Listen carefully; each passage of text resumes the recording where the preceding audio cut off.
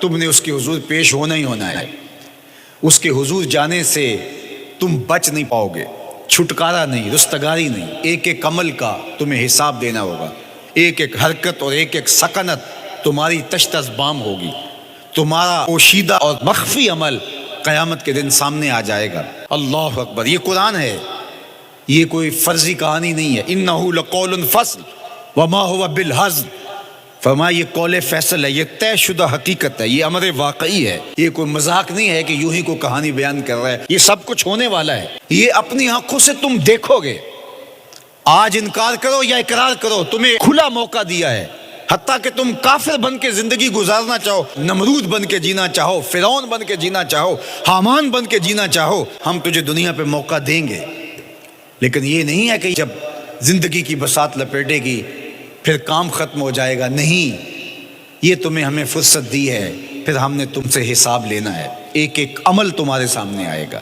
اللہ اکبر، ذرا غور کیجئے، فآمنوا باللہ، تو بہتر ہے کہ اللہ پر ایمان لاؤ، اس کے حضور تو تم نے آنا ہی آنا ہے۔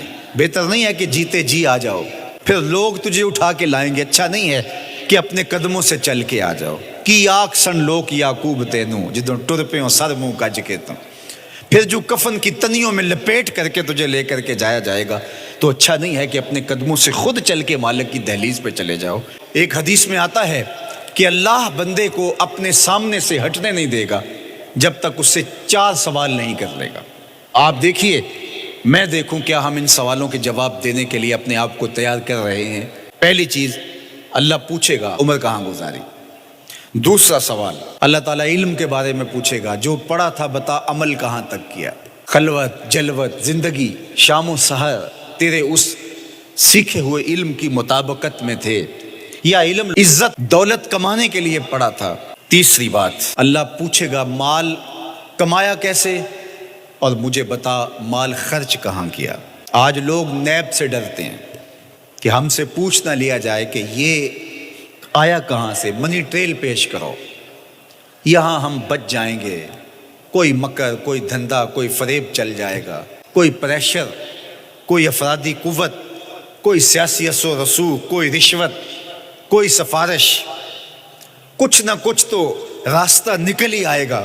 اور آج کی دنیا میں صرف یہی پوچھا جاتا ہے کمایا کہاں سے، یہ نہیں پوچھا جاتا خرچ کہاں کیا۔ جیسے چاہو خرچ کرو، لیکن وہاں سوال ہوگا وفیما انفقہ، خرچ کہاں کیا، یہ سوال بھی کیا جائے گا۔ وعن جسم ہی فیما ابلاہ، اور جسم کے بارے میں پوچھا جائے گا، اس جسم کو دی ہوئی توانائیوں کو خرچ کہاں کیا۔ بعض روایت میں ان شباب ہی فیما ابلاہ، جوانی کے بارے میں پوچھا جائے گا، تیری جوانی کے خوبصورت دن کہاں گزرے، مجنو بن کے چوکوں میں کھڑا تو نہیں رہا، پارکوں کے گرد پروانوں کی طرح گھومتا تو نہیں رہا، تیری نظر بدکاریاں تو نہیں کرتی رہی، اپنی خواہشات کا غلام بن کے زندگی تو نہیں گزاری، تیری ساری ساری رات 4 انچ کی سکرین کے اوپر بدکاریاں کرتے بسر تو نہیں ہوئی۔ پوچھا جائے گا بتا جوانی کہاں گزری۔ جوانی مستانی ہے یہ کہہ کر کے تو نے ہر ضابطے سے چھٹی تو نہیں کر لی تھی، یا جوانی کے تقدس کو تو نے محفوظ کیا اور راتوں کی تنہائیوں میں اللہ کے حضور سجدہ ریزی کرتا رہا۔ میرے اور آپ کے آقا و مولا نے فرمایا جو جوان جوانی میں توبہ کرے وہ اللہ کو محبوب ہے۔ اللہ اکبر۔ اور اللہ جن 7 لوگوں پر اپنے عرش کا سایہ کرے گا ان میں سے ایک شخص کا ذکر کرتے ہوئے فرمایا وَشَابٌ نَشَأَ فِي عِبَادَةِ اللَّهِ، وہ جوان جس کی جوانی اللہ کی عبادت میں گزری، قیامت کے دن جب کوئی سایہ نہیں ہوگا اللہ اسے اپنے عرش کا ٹھنڈا سایہ عطا فرمائے گا۔ میرے مخاطبین جو اس وقت میرے سامنے موجود ہیں بالمشافہ، اور پوری دنیا کے اندر جو اس وقت مجھے دیکھ رہے ہیں، ان میں زیادہ تر تعداد نوجوانوں کی ہے، تو میں آپ سب سے مخاطب ہوں اور آپ کو کہتا ہوں کہ یہ جوانی دوبارہ نہیں ملنی۔ بندہ کہتا ہے بڑھاپا آئے گا دیکھ لیں گے، جس طرح ہر چیز کا سرور جوانی میں ہوتا ہے، ہر چیز کا لطف بندہ کہتا ہے جوانی میں ہے، سجدوں کا جو لطف جوانی میں ہے وہ کسی اور زمانے میں نہیں ہے۔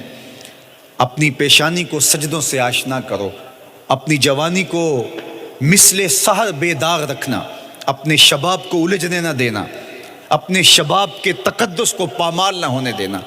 اس کائنات کا بہترین چہرہ وہی ہے جو جنسی کالک سے محفوظ ہے۔ اپنے تقدس کو مجروح نہ ہونے دینا۔ تمہاری زندگی شبنم سے پاکیزہ تر رہے، سحر سے پاکیزہ تر رہے۔ تمہاری جوانی اتنی خوبصورت ہو کہ محمد عربی کو رشک آئے تمہاری جوانی پر۔ اپنی جوانی کو آوارگی میں بسر نہ کرنا، اپنی اس جوانی کو دین کے لیے وقف کرنا۔